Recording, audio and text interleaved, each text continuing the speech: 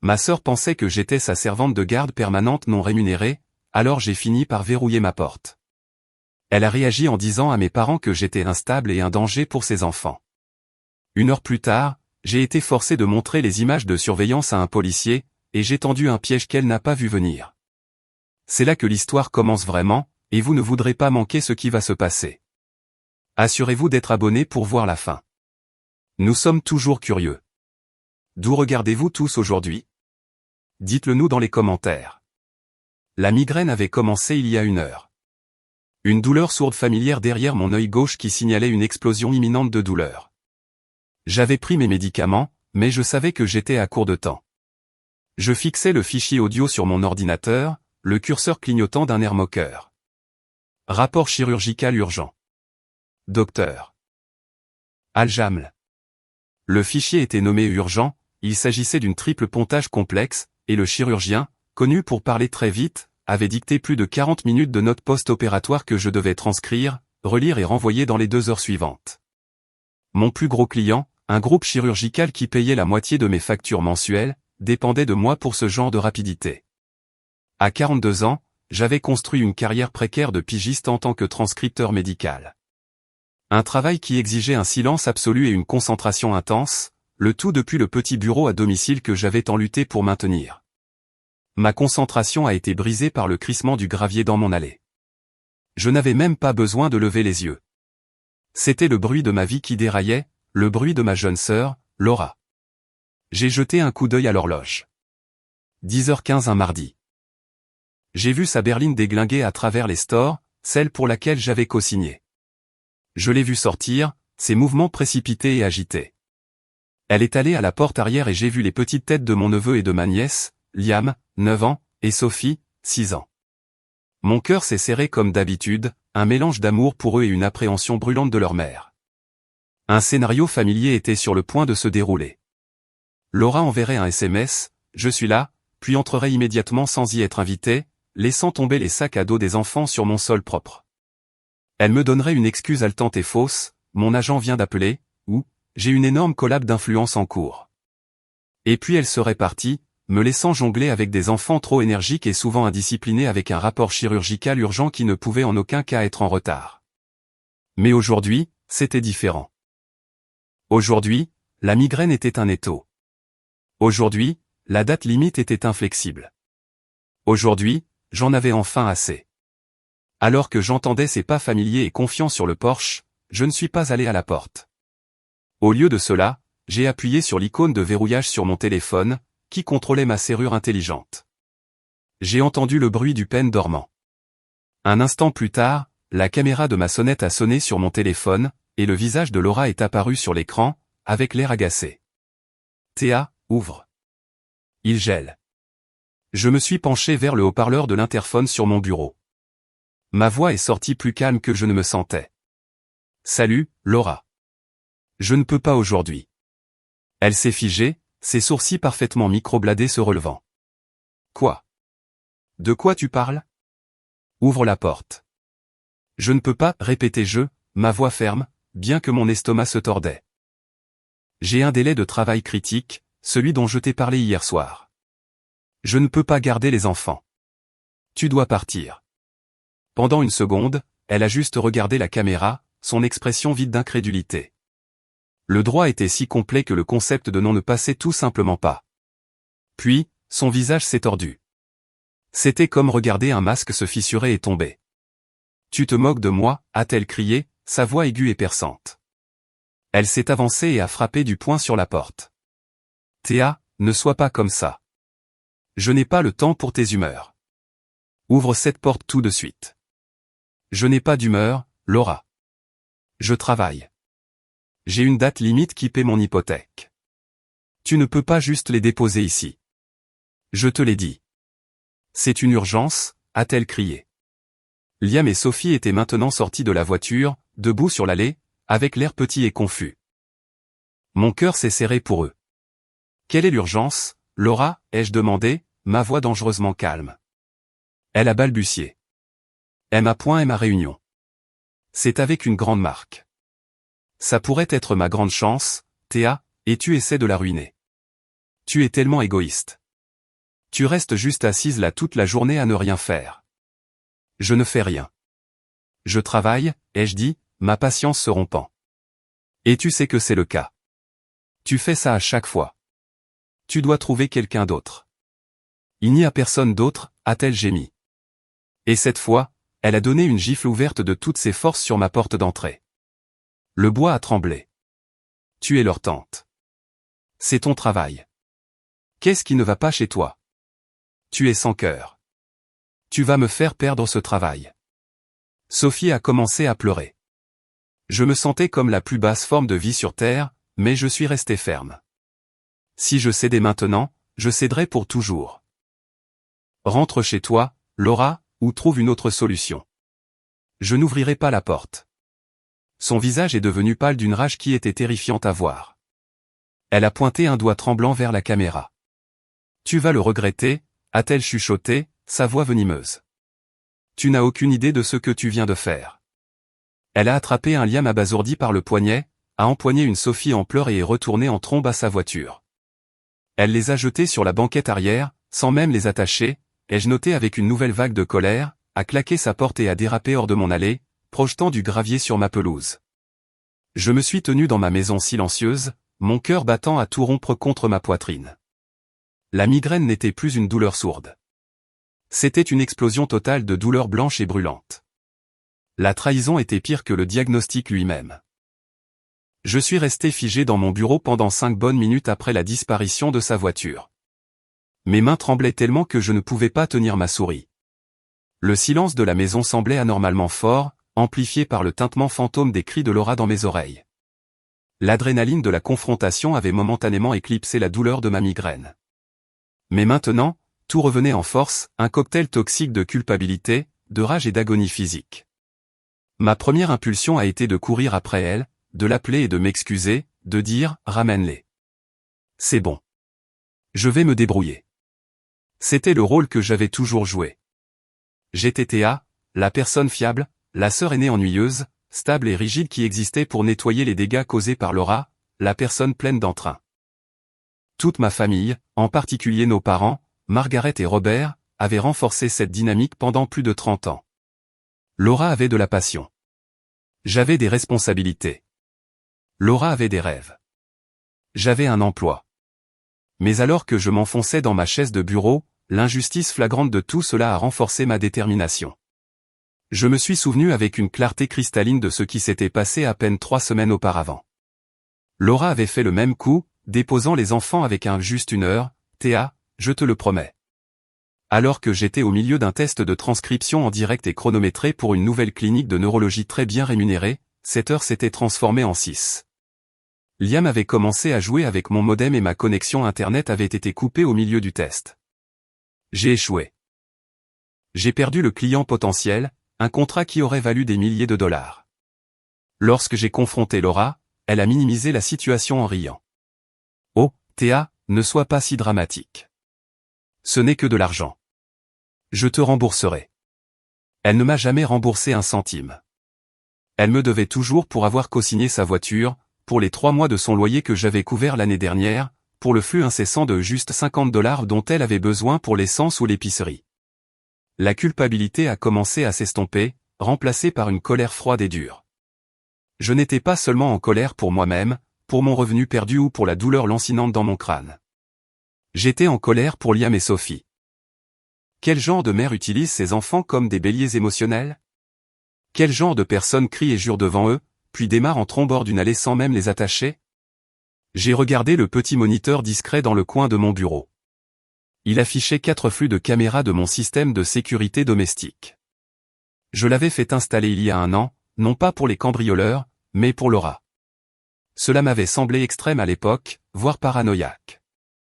Mais je l'avais fait après qu'elle ait emprunté mon coûteux ordinateur portable de travail pendant que j'étais sous la douche, puis l'ait fait tomber, brisant l'écran. Elle avait menti, bien sûr. Elle avait prétendu qu'il avait juste cessé de fonctionner, et nos parents avaient pris son parti. C'était un vieil ordinateur de toute façon, Théa, tu ne peux pas blâmer Laura pour un accident. L'accident a été la goutte d'eau. J'avais utilisé mes économies pour acheter un nouveau système haut de gamme et un ensemble de sécurité avec stockage dans le nuage. J'avais une caméra sur la porte d'entrée, une sur l'allée, une sur le porche arrière et une dans mon salon. Je me suis dit que c'était pour la tranquillité d'esprit. Mais je savais au fond de moi que j'étais en train de construire un arsenal. J'ai tapé quelques touches, ouvrant le stockage dans le nuage. Il était là. Caméra de l'allée 10h15. Caméra de la porte d'entrée 10h16. J'ai cliqué sur les fichiers et toute la scène LED s'est déroulée. L'audio était d'une clarté cristalline. Mon « je ne peux pas aujourd'hui » calme et ferme, son « quoi » incrédule, ses cris qui s'intensifiaient. Ses mensonges sur une grande chance. Son « tu vas le regretter » chuchoté et venimeux. Et enfin, les images de l'allée la montrant en train de partir avec les enfants. J'ai téléchargé les 2 fichiers. Je les ai enregistrés sur mon bureau, puis je les ai sauvegardés sur un disque dur crypté séparé. J'ai senti un étrange calme froid s'installer en moi. La culpabilité avait disparu. Laura, dans sa rage aveuglante, oubliait toujours une chose cruciale, cette maison a des yeux et des oreilles, et je n'étais plus disposé à être le témoin silencieux de sa destruction. J'étais maintenant la conservatrice de ses conséquences. J'ai pris une profonde inspiration, avalé 2 analgésiques de plus et je me suis retourné vers le fichier audio du chirurgien. J'avais du travail à faire. Ma relation avec Laura était une étude de cas de 38 ans sur le sacrifice unilatéral. J'étais l'aîné de 4 ans, et dès sa naissance, j'ai été désigné comme sa gardienne. J'étais la vieille âme, la personne responsable. Laura était l'enfant sauvage, l'esprit libre. Nos parents, Margaret et Robert, se réjouissaient de cette dynamique. Ils étaient maintenant à la retraite, vivant confortablement dans un condo à 1 heure de distance, mais toute leur philosophie parentale avait été celle d'une catégorisation paresseuse. J'étais félicité pour mes bonnes notes et mon comportement prévisible. Laura était félicitée pour respirer. Quand je m'étais investi à fond à l'université, visant une carrière stable qui me donnerait de l'indépendance, Laura avait dérivé, changeant de majeur 5 fois avant d'abandonner pour se trouver. Cette recherche impliquait une série de mauvais emplois, de pires petits amis, et un siphon constant et épuisant sur les finances de nos parents, et par extension, les miennes. C'est moi qui l'ai conduite à l'hôpital quand elle a eu une appendicite à 2 heures du matin parce que son petit ami de l'époque était trop ivre. C'est moi qui ai réuni le dépôt de garantie pour son premier appartement. Et quand elle a annoncé sa grossesse avec Liam, le résultat d'une relation de courte durée avec un homme qui avait sagement disparu, c'est moi qui ai organisé sa baby shower, acheté son berceau et tenu sa main pendant l'accouchement. J'avais fait de même pour Sophie, dont le père était également absent. J'aimais ses enfants. Je les adorais. Je gardais leur collation préférée dans mon garde-manger, leurs dessins scotchés à mon réfrigérateur. Ils étaient les seules parties innocentes dans ce drame sans fin et épuisant. Mais mon amour pour eux était devenu une arme que Laura utilisait contre moi. Parce que je travaillais à domicile, elle et mes parents avaient collectivement décidé que mon temps n'avait pas de valeur. « Tu es à la maison de toute façon », était le refrain constant. Ce n'est pas comme si tu avais un vrai travail, Théa. Tu ne fais que taper. Ils ignoraient commodément le fait que mes frappes payaient mon hypothèque, mes facturés, le plus souvent, les factures de Laura aussi. Laura, maintenant âgée de 38 ans, n'avait aucun emploi discernable. Elle prétendait être une influenceuse des médias sociaux, ce qui en réalité signifiait qu'elle avait quelques milliers d'abonnés sur Instagram et qu'elle passait ses journées à prendre des selfies dans des cafés qu'elle ne pouvait pas se permettre tout en essayant d'obtenir des produits gratuits. Elle présentait sa vie comme une agitation glamour et très stressante. Je savais que c'était un mensonge soigneusement construit, financé par le fonds de retraite de nos parents et ma culpabilité. L'antagoniste dans ma vie n'était pas seulement Laura. C'était tout le système que ma famille avait construit. Mes parents étaient les architectes de son dysfonctionnement. Le mois dernier encore, j'ai essayé de fixer une limite. J'avais convoqué une réunion de famille, un appel de conférence en fait, et j'avais essayé d'expliquer calmement que j'avais besoin d'un préavis pour le babysitting. « Oh, Théa, ne sois pas si rigide », avait soupiré ma mère, Margaret, sa voix dégoulinant de déception. Laura fait de son mieux. C'est si difficile pour une mère célibataire. Je suis une personne célibataire, avais-je rétorqué, ma voix tendue. J'ai un travail exigeant. Mes clients ont des urgences. Je ne peux pas tout laisser tomber. C'est la famille, Théa, avait renchéri mon père, Robert, en utilisant son ton au mot de la fin. La famille s'entraide. Ta sœur a besoin de toi. Tu as de la chance de ne pas avoir d'enfant.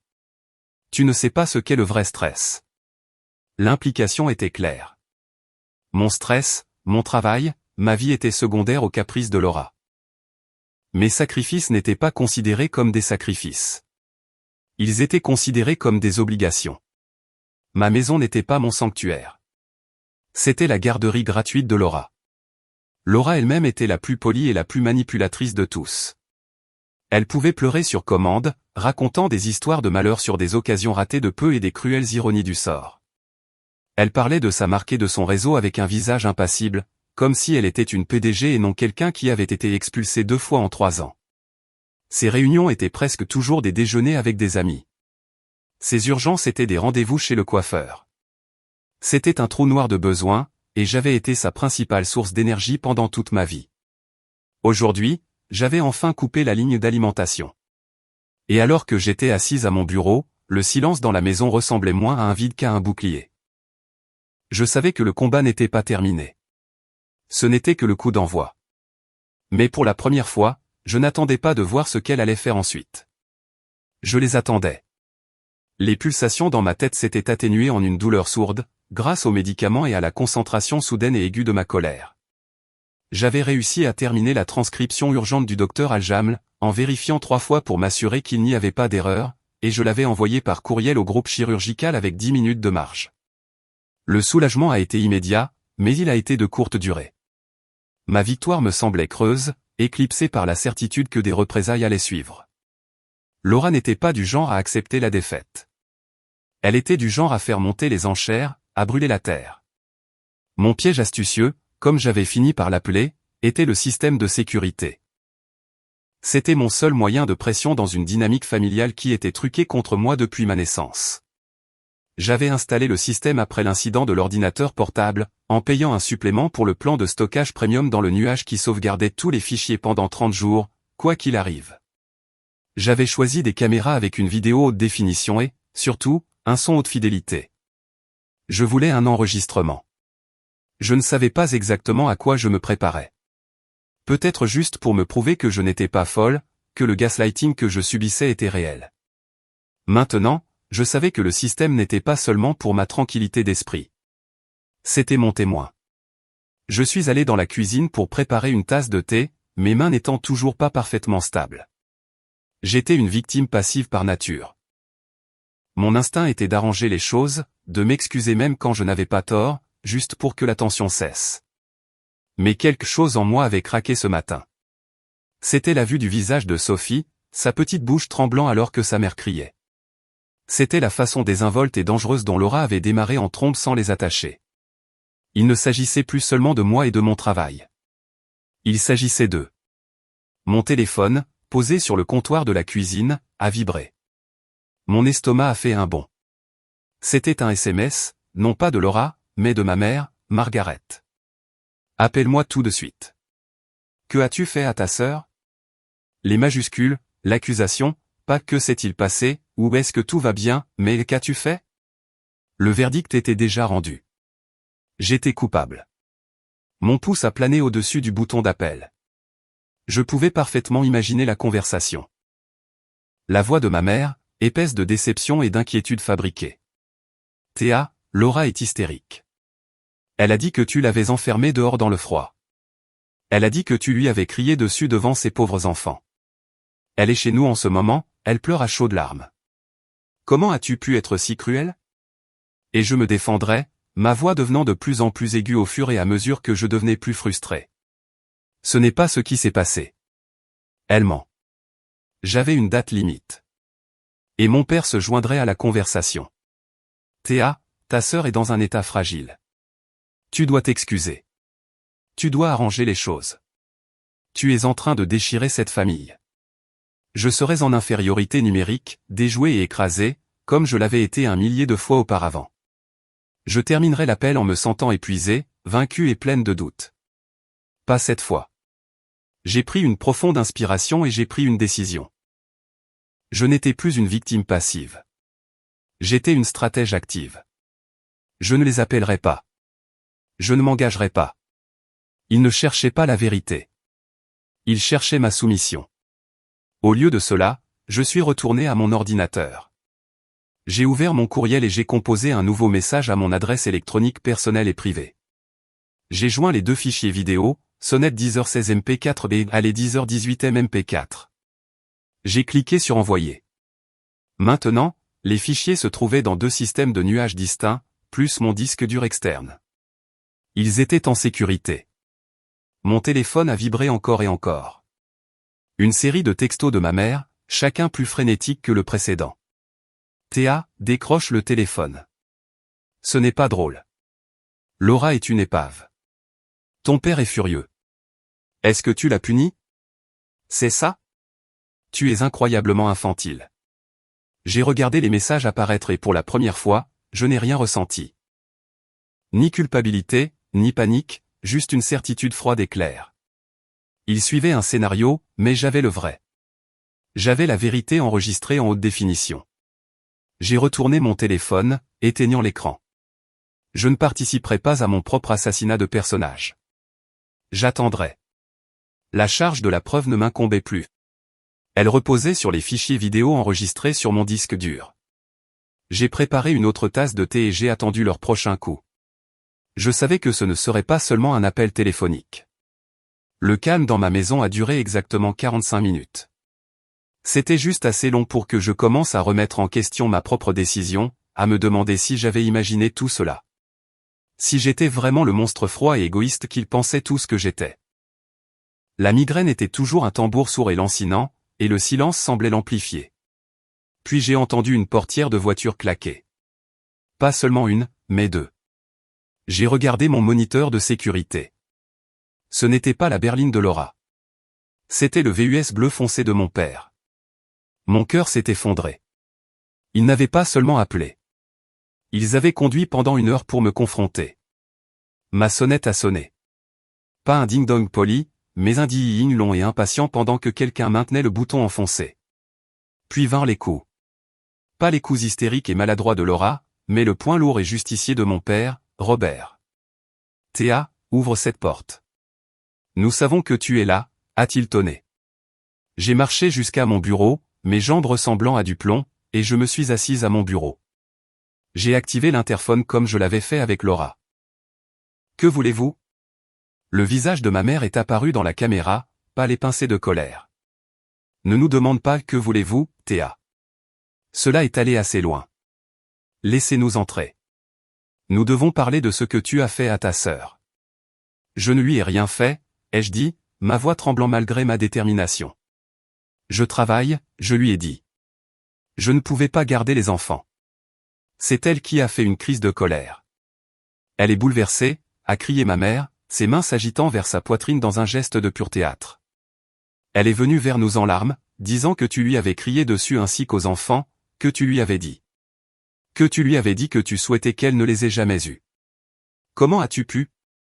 Le mensonge était si audacieux, si vil, qu'il m'a coupé le souffle. Je n'ai jamais dit ça. C'est un mensonge absolument dégoûtant, et vous le savez. Nous savons ce que nous avons entendu, Théa. La voix de mon père est intervenue, son visage apparaissant maintenant dans la caméra. Il avait l'air furieux. Tu es enfermé dans cette maison tout le temps, à regarder cet écran. Tu ne vas pas bien. Tu laisses ton travail te transformer en une personne froide et amère. Maintenant, tu vas ouvrir cette porte et tu vas appeler ta sœur et t'excuser pour cette absurdité. Non, ai-je dit. Le mot était petit, mais il semblait solide. Je ne le ferai pas. Qu'est-ce que tu as dit, a rugi mon père. J'ai dit non. Je ne m'excuserai pas pour un mensonge. Et je ne vous laisserai pas entrer juste pour que vous puissiez tous les deux m'intimider et prendre son parti. Vous n'avez jamais, pas une seule fois, pris mon parti. Parti, a crié ma mère. Il ne s'agit pas de parti, Théa. Il s'agit de famille. Laura est en difficulté, et toi? Toi, avec ta belle maison et ta vie tranquille. Tu ne peux même pas trouver dans ton cœur de l'aider pendant quelques heures. Ma belle maison et ma vie tranquille ont été payées par le travail que vous interrompez actuellement, ai-je rétorqué, ma colère finissant par déborder. Le travail qu'elle manque constamment de respect. Le travail que vous manquez de respect. Vous ne voulez pas parler. Vous voulez que je me rende, et je ne le ferai pas. J'étais sur le point de couper la connexion quand j'ai eu une idée. Il était temps pour la première révélation. En fait, ai-je dit, ma voix soudainement calme et claire, j'ai une vidéo de toute la conversation, du moment où elle est arrivée jusqu'au moment où elle est repartie. Ils se sont tous les deux figés, la bouche de ma mère s'ouvrant et se refermant. L'expression de colère de mon père affaiblie, remplacée par une lueur de confusion. Quoi, a murmuré ma mère. J'ai une caméra de sécurité. Elle enregistre l'audio et la vidéo. J'ai tout enregistré. Ses cris, ses mensonges sur sa réunion, moi qui lui dis calmement que je dois travailler. Son départ précipité sans attacher les enfants. J'ai tout ça. J'ai laissé les mots planer dans l'air. Voulez-vous que je vous l'envoie par courriel, maman, ou préférez-vous continuer à croire aux mensonges? Je m'attendais à ce que ce soit un échec et mat, un moment de « Oh mon Dieu, nous avons été dupés ». Mais j'avais sous-estimé leur engagement envers le récit. Le visage de mon père s'est durci à nouveau. Une caméra? Tu as enregistré ta propre sœur? Qu'est-ce qui ne va pas chez toi, Théa? Quel genre de personne malade et paranoïaque fait ça? C'est un piège. C'est une caméra de sécurité, papa. Elle est sur ma porte d'entrée. Ce n'est pas un secret. Tu essaies de la faire chanter, a accusé ma mère, sa voix retrouvant une nouvelle force. Tu lui tiens ça au-dessus de la tête. C'est pire. C'est tellement pire que nous ne le pensions. Tu es instable. Je les ai regardés, abasourdis. Je leur avais présenté une preuve indiscutable de mon innocence, et ils l'avaient transformée en preuve de ma folie. Ils se fichaient de la vérité. Ils ne se souciaient que de protéger Laura, de protéger le système brisé et toxique qu'ils avaient construit. Sortez de ma propriété, ai-je dit, ma voix morte.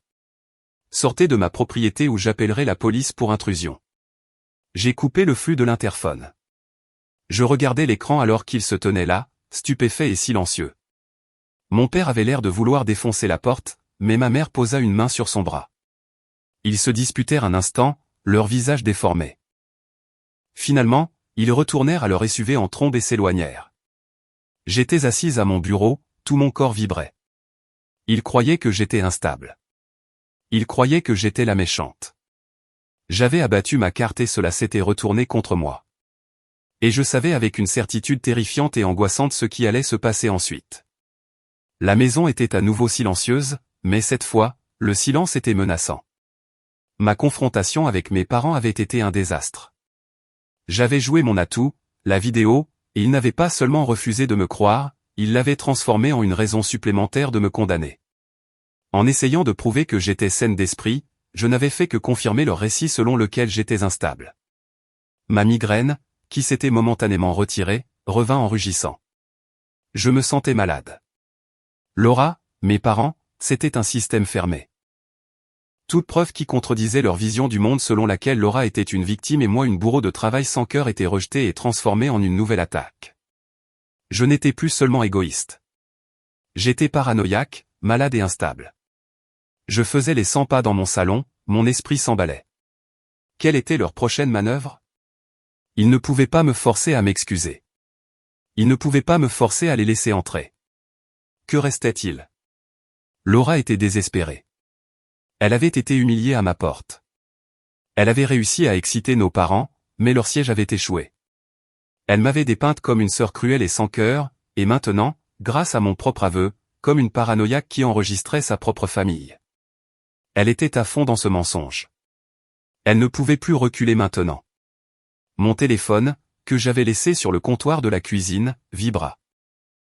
C'était un SMS provenant d'un numéro inconnu. Ce que tu as fait est ignoble. Tu l'as enregistré. Maman et papa m'ont tout raconté. Tu as besoin d'aide, Théa. C'était Laura, numéro bloqué ou pas. Je connaissais son langage SMS. Elle tâtait le terrain, essayant de provoquer une réaction pour me ramener dans la bataille. J'ai supprimé le message sans répondre. Je suis retourné à mon bureau et me suis assise. J'ai rouvert les fichiers vidéo, en les regardant. Les images de l'allée. Allée 10h18. P4. J'ai regardé la voiture de Laura s'éloigner à toute vitesse, Liam et Sophie étant clairement visibles à l'arrière. Ils étaient en sécurité. Ils étaient avec leur mère. Elle était imprudente et irresponsable, mais ils étaient avec elle. Il s'agissait d'un différend familial. Un différend familial désagréable, et qui n'aurait jamais dû durer aussi longtemps. Mais les nouveaux mots qu'ils avaient utilisés, instable, malade, ne va pas bien, résonnaient dans ma tête. Ce n'était pas que des insultes. C'étaient des armes. Et j'avais un horrible pressentiment. Je savais comment Laura allait les utiliser. Elle était désespérée de reprendre le contrôle. Elle avait besoin de me punir pour prouver à nos parents et à elle-même qu'elle était la victime et moi l'agresseur. Comment pouvait-elle faire cela maintenant que ses alliés avaient échoué? La réponse m'est venue dans une bouffée froide et nauséabonde. Elle allait passer à l'étape supérieure. Elle allait prendre les mensonges qu'elle avait racontés à nos parents et les rendre officiels. Elle allait faire appel à une partie extérieure, quelqu'un qui ne pouvait être ignoré. J'ai regardé l'heure. Il était 11h45, un peu plus d'une heure après que j'ai verrouillé ma porte. Mes pensées ont été interrompues par un bruit qui a glacé mon sang, un coup poli et officiel à ma porte d'entrée. Ce n'était pas le martèlement frénétique de Laura ou le coup de poing lourd de mon père. C'était un toc, toc, toc mesuré et ferme. J'ai regardé ma caméra de sonnette. Mon cœur s'est arrêté. Un policier en uniforme bleu foncé se tenait sur mon porche. Il frappa à nouveau. « Madame, ici la police. Nous sommes là pour un contrôle de bien-être. Pourriez-vous ouvrir la porte, s'il vous plaît ?»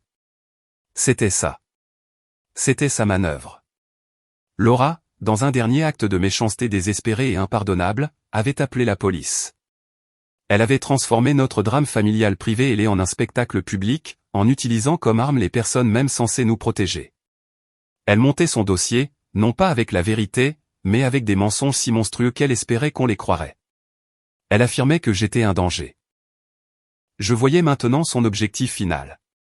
Elle avait besoin de prouver que j'étais instable. Et quel meilleur moyen que de faire venir un policier, gyrophares allumés dans mon allée, pour enquêter sur un contrôle de bien-être au nom de ma famille inquiète. Elle n'essayait pas seulement de gagner une dispute. Elle essayait de me ruiner. Et elle avait utilisé ses propres enfants comme appât. Ma peur, cependant, a été immédiatement consumée par une rage blanche et clarifiante. Ce n'était pas une confrontation. C'était une guerre, et elle venait de me donner les munitions pour la gagner.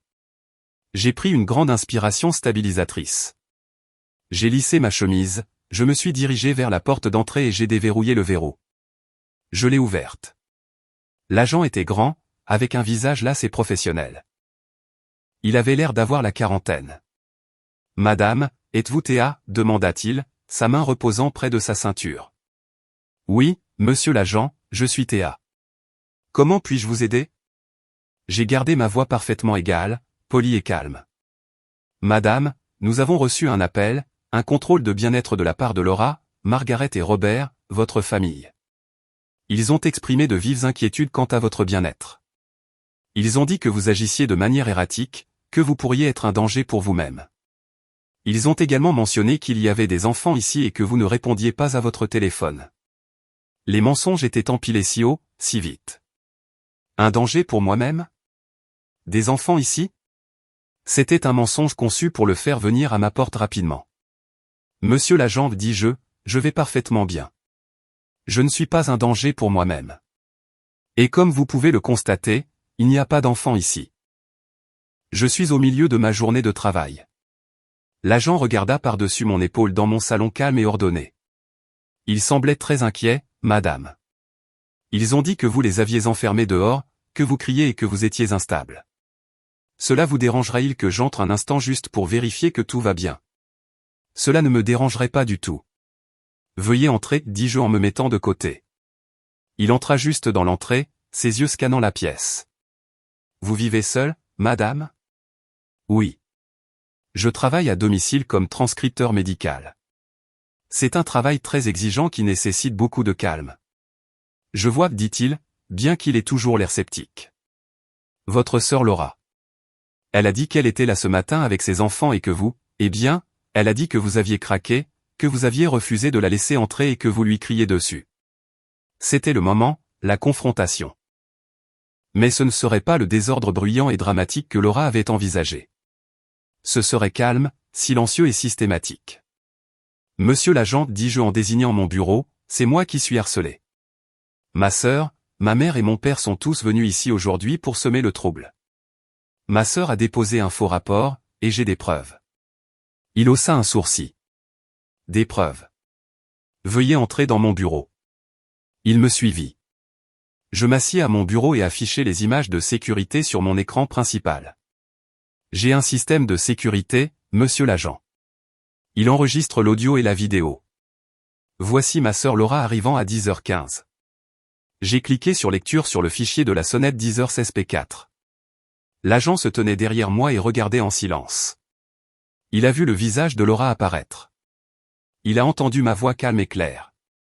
Salut Laura, je ne peux pas aujourd'hui.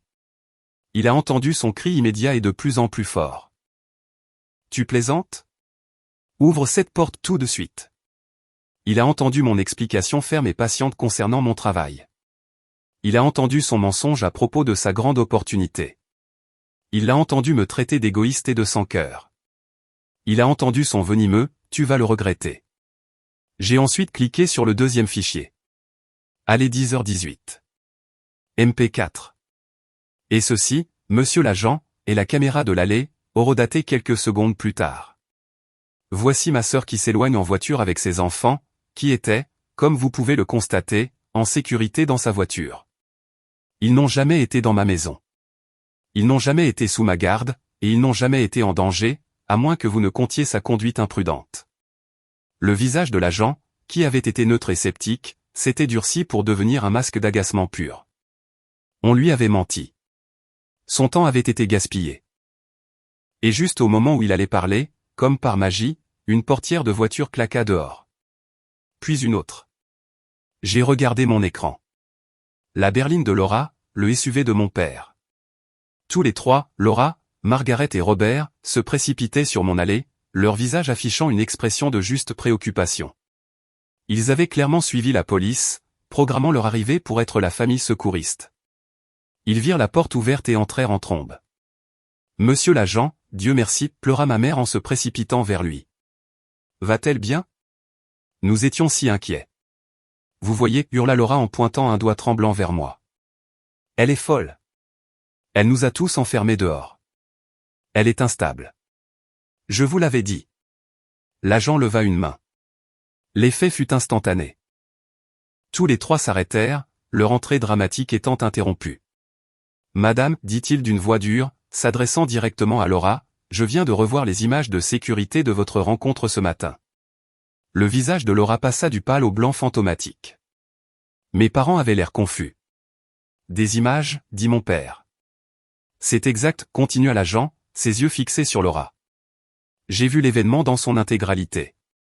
Je vous ai entendu crier sur votre sœur. Je l'ai entendu vous dire calmement qu'elle travaillait. Je vous ai entendu mentir à propos d'une urgence. Et puis je vous ai vu partir en voiture avec vos enfants. À aucun moment ces enfants n'ont été en danger. À aucun moment votre sœur n'a été instable ou n'a crié. Vous, en revanche, l'avez été. Il tourna son regard vers mes parents. Et puis vous êtes venu et avez continué le harcèlement. Et puis vous, dit-il en pointant à nouveau Laura, avez déposé un faux rapport, affirmant que des enfants étaient en danger et qu'une personne était en crise de santé mentale, mobilisant les ressources policières.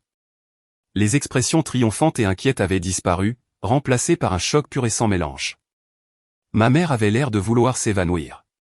Le visage de mon père était rouge betterave. Laura commença à balbutier. Mais elle. Elle m'a enregistré. C'est illégal. Elle est malade. Madame, dit l'agent d'une voix dangereusement basse, votre sœur a une caméra de sécurité sur sa propre porte d'entrée. C'est parfaitement légal. Ce qui ne l'est pas, c'est de déposer un faux rapport de police. Gaspiller les ressources policières est une infraction très grave. Cela m'empêche de répondre à de véritables urgences. Il fit un pas vers eux, et ils reculèrent instinctivement. J'ai tout ce qu'il me faut. Vous allez tous quitter cette propriété immédiatement. Vous ne contacterez plus votre sœur. Si je reçois un autre appel à cette adresse de l'un de vous, je ne serai pas aussi compréhensif. Vous me comprenez? Ma mère se contenta de hocher la tête, les yeux écarquillés. Mon père fixa le sol. Mais Laura, même totalement vaincue, avait une dernière carte à jouer. Elle me regarda, les yeux remplis d'une haine si pure qu'elle était stupéfiante. Tu as fait ça, murmura-t-elle. Tu as déchiré cette famille. Non, Laura, dis-je, ma voix claire et forte résonnant dans le silence soudain. Tu l'as fait. Tu as menti. Et je n'ai fait que dire la vérité. Sors de ma maison. L'agent est resté jusqu'à ce qu'ils soient tous les trois de retour dans leur voiture. Il les a regardés partir en voiture, mes parents dans leur SUV, ayant l'air abasourdis et petits, et Laura démarrant en trombe dans un nuage de gravier, comme elle l'avait fait auparavant. Quand ils furent partis, l'agent se tourna vers moi, son expression s'adoucissant. Madame, je suis vraiment désolé pour ça. C'était beaucoup. Merci, monsieur l'agent. J'apprécie que vous ayez géré la situation si bien, dis-je, mes genoux devenant soudain faibles. Vous avez le droit de travailler, et vous avez le droit à la paix dans votre propre maison, dit-il. Il me tendit une petite carte avec un numéro de dossier. Pour vos dossiers, s'il vous contacte à nouveau, appelez-nous et faites référence à ce dossier. Nous prendrons cela très au sérieux. Ce que votre sœur a fait, ce n'est pas juste une dispute de famille, c'est un crime. J'acquiesçai, incapable de parler. Il me fit un signe de tête polie et partit. Je fermai la porte, et cette fois, je verrouillai le verrou. Le silence qui remplit ma maison était profond. Il n'était plus menaçant. C'était un silence vaste, ouvert et magnifique. C'était le son de la paix. C'était le son de la fin. Je suis retourné à mon bureau et me suis assise. Je me sentais vide, mais pas d'une mauvaise façon. J'étais vidé de la crainte, de la culpabilité, de l'anxiété constante de faible niveau qui avait été ma compagne pendant des décennies. J'étais libre. Je savais que la route à venir ne serait pas simple. Ma famille, telle que je la connaissais, était finie. La structure toxique, codépendante et de gaslighting avait été brisée, et les pièces étaient éparpillées. Mais je savais avec une certitude absolue que ce qui était cassé ne pouvait pas et ne devait pas être reconstitué. J'ai fait une dernière chose. J'ai ouvert mon courrier électronique. J'ai composé un nouveau message à mes parents. L'objet était la vérité. Dans le corps du message, j'ai simplement écrit « Vous vouliez savoir ce qui s'est passé. Le voici. Vous m'avez accusé d'être instable et cruel, et vous avez cru une menteuse pathologique plutôt que votre propre fille. Vous avez permis son comportement, et vous avez participé à ce harcèlement. Voici ce que vous avez permis. Voici ce que vous avez défendu. » J'ai joint les deux fichiers vidéo, Doorbell 1016 AM MP4 et Driveway 10h18 du matin MP4. J'ai ajouté une dernière ligne, ne me contactez pas tant que vous n'êtes pas prêt à vous excuser. Pas auprès de moi, mais auprès de la vérité. J'ai cliqué sur envoyer. Puis je suis allé dans mon téléphone, et j'ai bloqué le numéro de Laura, le numéro de ma mère et le numéro de mon père. Les semaines suivantes furent étranges. Le silence était absolu. Pas de SMS en colère, pas de visite surprise, pas de drame. Au début, c'était déroutant. Je n'arrêtais pas de vérifier mon téléphone, me préparant à une attaque qui ne venait jamais. Puis j'ai commencé à me détendre. J'ai accepté un nouveau client, la clinique neurologique pour laquelle j'avais échoué au test. Ils avaient un autre poste à pourvoir, et ma maison étant enfin vraiment calme, j'ai réussi leur nouveau test avec un taux de précision de 100%. Mes revenus ont augmenté de 30%. J'ai commencé à dormir toute la nuit. Les migraines qui me tourmentaient depuis des années ont commencé à s'estomper, devenant moins fréquentes et moins graves. Je n'avais jamais réalisé à quel point ma maladie physique était liée au stress constant et épuisant de ma famille. Environ un mois plus tard, j'ai reçu une lettre. Elle était manuscrite par ma mère. Elle était longue, pleine de justifications et de clauses mais tu dois comprendre. Mais enfouis dans le 3e paragraphe se trouvaient les mots que j'avais attendus toute ma vie. Nous avons regardé les vidéos. Nous ne savions pas. Nous voyons maintenant. Nous sommes tellement désolés, Théa. Nous t'avons manqué de respect. J'ai posé la lettre. Je ne l'ai pas appelée. C'était un début, mais ce n'était pas une résolution. La guérison, si elle devait arriver un jour, se ferait selon mes conditions et selon mon calendrier. Ma vie est calme maintenant. Je travaille, je lis, je fais des promenades. J'ai retrouvé ma maison, mon sanctuaire. Mon réseau d'amis, longtemps négligé, a dû trouver un vrai travail. La banque de maman et papa et la garderie gratuite de Théa étaient définitivement fermées.